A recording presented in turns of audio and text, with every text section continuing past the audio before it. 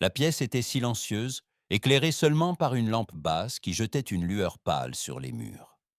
Patrick Chesney, à 73 ans, semblait enfin prêt à dire ce qu'il avait tenu enfoui si longtemps. Sa main frôlait une photographie posée devant lui, comme si le passé avait encore une température, un parfum, une respiration. Ce soir-là, il n'y avait ni public, ni caméra, seulement la vérité qui cherchait une issue après des décennies de silence. Il murmura d'une voix presque fragile qu'il n'avait jamais vraiment réussi à tourner la page. Cette phrase, simple en apparence, portait le poids d'une vie entière. Était-ce un amour perdu, une absence, ou un visage qu'il n'avait jamais réussi à oublier? Les années avaient repassé, les rôles s'étaient succédés, la lumière des plateaux l'avait accompagné, mais une ombre restait, tenace, douce et douloureuse à la fois. Le temps, pourtant, lui avait offert 1000 occasions de se reconstruire. Mais certaines histoires ne se ferment pas. Elles demeurent en suspens, comme un livre dont on n'ose pas écrire le dernier chapitre. Patrick le savait mieux que personne. Ce qui n'a pas été dit continue de vivre. Ce qui n'a pas été achevé continue de battre. Il inspira lentement, comme si l'air lui-même pesait.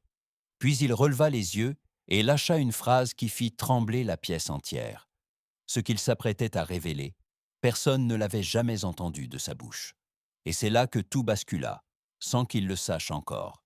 Sur la table, un vieux micro éteint semblait attendre son premier souffle, témoin muet d'une confession qui allait enfin trouver sa voix. Bien avant les feux des projecteurs, avant les salles obscures et les applaudissements, il y eut un garçon qui marchait seul dans les rues d'une ville encore trop grande pour lui. Patrick n'avait alors que 18 ans. Le monde semblait vaste, fragile, presque à portée de main. Et pourtant, il n'appartenait à personne. C'est dans ce tumulte naissant qu'il rencontra celle qui allait marquer pour toujours la première fissure de son cœur. Elle s'appelait Anne, une jeune femme au rire clair, dont la présence apaisait même les silences les plus lourds. Ils se retrouvaient souvent dans un petit théâtre abandonné, un lieu poussiéreux où les sièges grinçaient sous le poids du temps.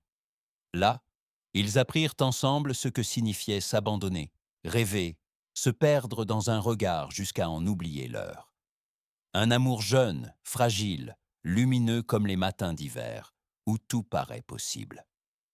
Mais le destin, déjà, dessinait une ombre à leur porte. Le père de Patrick tomba malade cette année-là, et le jeune homme dut jongler entre les études, les petits boulots et une inquiétude constante qui rongeait ses nuits. Anne, patiente, resta, l'accompagnant dans ce chaos silencieux. Pourtant, une distance imperceptible s'installait. Ils s'aimaient, oui, mais ils n'avaient n'est-ce pas encore compris que certaines épreuves ne séparent pas les êtres. Elles les étirent jusqu'à ce que l'un d'eux glisse hors de l'autre sans bruit. Un soir, alors que la pluie battait contre les vitres du théâtre vide, elle lui laissa un billet plié en 4. Quelques mots seulement, écrits à la hâte, où elle disait devoir partir, sans préciser si elle reviendrait un jour. Ce soir-là, il ne savait pas encore que le silence deviendrait son refuge. Dans sa poche, le billet froissé resta des années, témoin discret du premier feu qu'il avait brûlé sans le consumère. Les années suivantes furent un mouvement continu, presque mécanique, comme si Patrick avançait parce qu'il n'avait plus le choix. Le billet d'Anne restait dans une boîte en métal, rangée au fond d'un tiroir. Mais son absence, elle, ne quittait jamais vraiment la pièce. Ce vide, discret mais constant, devint l'élan nécessaire pour se jeter corps et âme dans le théâtre. Il croyait qu'en montant sur scène, il pourrait enfin se sentir entier. Les premiers rôles furent modestes, souvent dans des salles où l'odeur de bois humide se mêlait à la poussière des coulisses. Pourtant, quelque chose en lui vibrait chaque fois que les rideaux s'ouvraient. La scène devint un refuge, un territoire où il pouvait prêter sa voix à d'autres vies, d'autres blessures. Cette illusion de liberté lui permettait d'oublier quelques heures ce qu'il avait réellement perdu. Et dans cette fuite en avant, il trouva un début de destin. Sa présence attira rapidement l'attention, une rigueur rare, un regard habité, une manière de dire les mots comme s'ils brûlaient encore. Les metteurs en scène commencèrent à le réclamer. Son nom circulait dans les couloirs, porté par un murmure qui allait bientôt devenir une clameur. Pourtant, À mesure que la lumière s'intensifiait, le silence intérieur grandissait lui aussi. Les soirées de première, avec leur champagne tiède et leurs bouquets de fleurs, ne faisaient qu'accentuer une solitude qu'il ne comprenait pas encore. Il souriait, posait pour les photographes, serrait des mains, mais une impression persistante demeurait, celle d'être applaudi par des inconnus et attendu par personne. Il se surprenait parfois à chercher un visage dans la foule, un éclat de rire familier, un signe d'âne, comme si elle pouvait encore surgir d'une rangée d'orchestres. Dans les couloirs déserts après les représentations, lorsque les échos des applaudissements se dissolvaient lentement, Patrick restait parfois immobile, absorbé par une question qu'il ne formulait jamais à voix haute. C'était dans ces instants suspendus que son passé lui revenait, plus vif que jamais, rappelant que la gloire ne comble aucune absence, elle ne fait que lui offrir un écrin plus vaste. Et dans le bruit de la gloire, il commença à ne plus s'entendre. À mesure que sa carrière prenait de l'ampleur, une silhouette nouvelle entra dans sa vie professionnelle. Une actrice plus âgée que lui, au regard profond et à la voix douce, devint sa partenaire de scène, puis, sans qu'il s'en aperçoive, une ombre parallèle à sa propre lumière. Elle semblait comprendre ses silences, deviner ses hésitations, lire dans ses yeux ce que lui-même n'osait affronter. Mais chaque rencontre porte en elle son propre destin, et Patrick ne savait pas encore que cette femme allait réveiller en lui un écho qu'il croyait enfoui pour toujours. Elle s'appelait Marianne, une femme dont la présence ne cherchait jamais la lumière, mais qui la portait en elle comme un secret ancien. Lorsqu'ils jouèrent ensemble pour la première fois, Patrick sentit une chose étrange. Ce n'était pas son rôle qu'il interprétait, mais quelque chose de plus profond, de plus fragile, qui semblait se réveiller au simple son de sa voix. Elle avait cette manière de regarder les autres sans les juger, de laisser le silence respirer avant de répondre, comme si chaque mot engagé avait un poids qu'elle mesurait avec une précision douloureuse. Leur complicité naquit doucement, presque timidement. Entre les répétitions, ils marchèrent dans les rues encore fraîches du matin, partageant un café brûlant, un rire ténu, parfois un souvenir qu'on confie seulement à ceux qui savent écouter. Dans ces instants suspendus, Patrick retrouvait une sensation qu'il croyait perdue depuis Anne, celle d'être vu, réellement vu, sans artifice, sans décor, sans masque. Leurs mains se frôlaient plus qu'elles ne se touchaient. Le monde autour semblait disparaître. Il ne restait que le battement de deux cœurs en sursis. C'était un amour qui n'avait jamais été nommé, mais qui se lisait dans chaque silence prolongé, dans chaque scène qu'ils jouaient, comme s'ils y risquaient leur âme. Marianne, pourtant, portait sa propre histoire, faite de renoncements, de blessures anciennes, d'un mariage lointain qu'elle n'évoquait que par des phrases volontairement incomplètes. Patrick, lui, oscillait entre ce désir naissant et la fidélité à une douleur passée qu'il n'avait jamais su déposer. Ils s'attachaient l'un à l'autre sans l'admettre, avançant sur une ligne fragile où chaque regard devenait une promesse, chaque absence une inquiétude. Plus ils jouaient ensemble, plus la frontière entre scène et réalité se dissolvait. On aurait pu dire que leur histoire commençait, mais elle avait déjà une teinte de fin, une douceur crépusculaire que même la lumière des projecteurs ne pouvait dissiper. Mais chaque battement rapprochait aussi leur fin. Un soir, après une représentation particulièrement intense, Marianne resta assise dans la loge, encore enveloppée dans la chaleur de la scène. Elle lui avoua dans un souffle que certaines amours ne sont pas faites pour durer, mais pour révéler. Il comprit alors que cette femme était pour lui un miroir silencieux.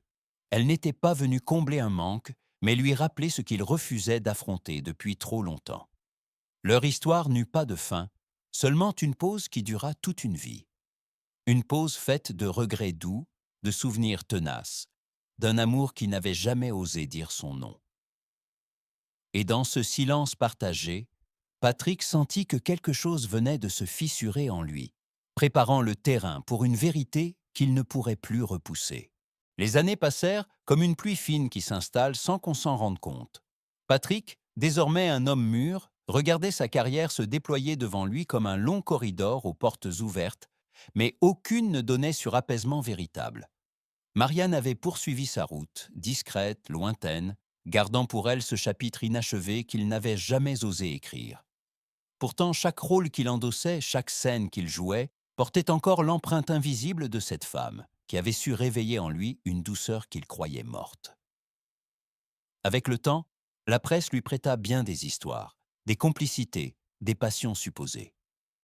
Lui, en silence, laissait circuler ces récits étrangers, comme des feuilles qu'emporte le vent. Aucune ne lui appartenait vraiment, et plus il avançait, plus une certitude s'imposait. L'amour qui marque une vie ne crie jamais. Il persiste, il murmure.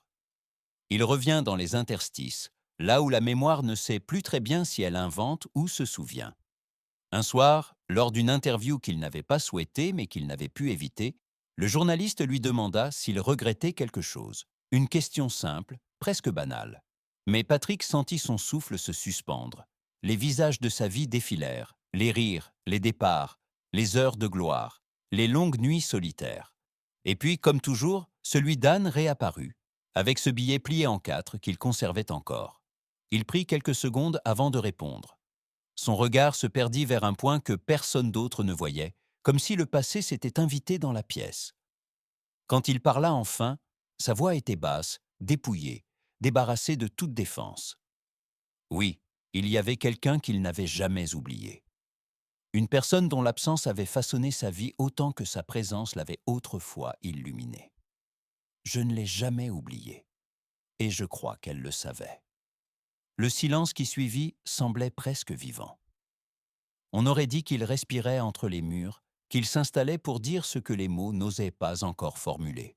Le journaliste voulut relancer, mais Patrick ajouta doucement qu'il n'avait jamais réussi à tourner la page, non par incapacité, mais parce que certaines histoires n'ont pas de fin. Elles continuent en nous, dans une zone où le temps ne parvient pas à entrer. Il posa alors sur la table un petit papier jauni, soigneusement gardé, celui qu'Anne lui avait laissé des décennies plus tôt.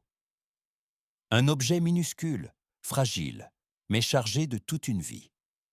Et dans cette brève confession, il sembla enfin se délester de l'ombre qu'il portait depuis si longtemps. Les dernières années de Patrick furent baignées d'une lumière douce, presque dorée, comme si le temps lui-même avait décidé d'adoucir ses contours. Il travaillait moins, choisissant ses rôles avec une lenteur nouvelle, cherchant davantage la vérité que la réussite. Dans son appartement silencieux, les objets prenaient soudain une importance étrange.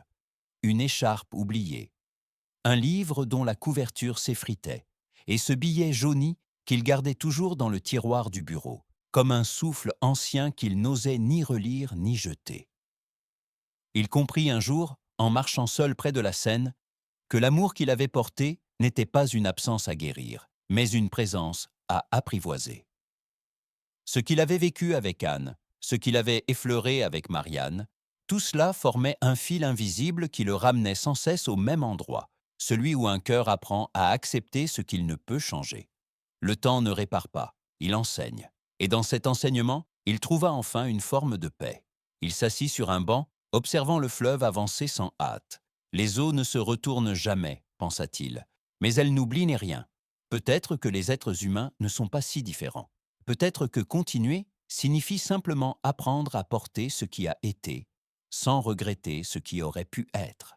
Et si aimer, c'était simplement se souvenir sans rancune? Et si le silence, parfois, était la plus belle des confessions? Un léger vent fit frémir les arbres, comme une réponse discrète à ses pensées. Patrick ferma les yeux un instant, laissant la douceur de l'air traverser ses souvenirs. Et quelque part, dans le silence, leur histoire continue encore. Parce qu'au fond, chaque amour qu'on a vécu continue de nous parler, même quand tout semble silencieux.